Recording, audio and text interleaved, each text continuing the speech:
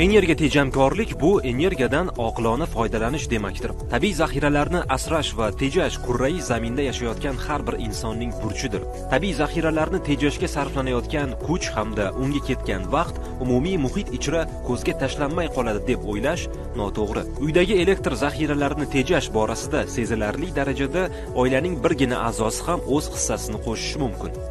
Bu aslida umuman qiyin emas, shu bilan birgalikda manfaatli hamdir. Maishiy turmushda tabiiy zaxiralarni asrash va tejash bo'yicha hech qanday sarf xarajat talab qilmaydigan bir qator oddiygina chora-tadbirlar bilan bo'lishamiz. Telefonning quvvatlantiruvchi moslamasidan foydalanib bo'lgach, uni darhol rozetkadan chiqarib o'chiring.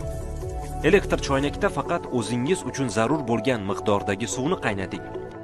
Plitada taom tayyorlayotganingizda tubi o'z o'lchamiga ko'ra konforka o'lchamiga mos tushadigan idish-tovoqdan foydalaning.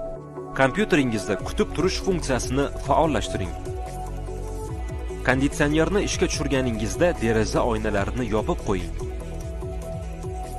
Idish-tovoq va kir yuvadigan mashinalarni iloji boricha to'liq to'ldirilgan holatida ishlating. Soqol olish va tishlarni tozalash jarayonida suvni o'chirib turing. Uydan ko'chaga chiqayotganingizda chiroqlarni o'chirib qo'ying.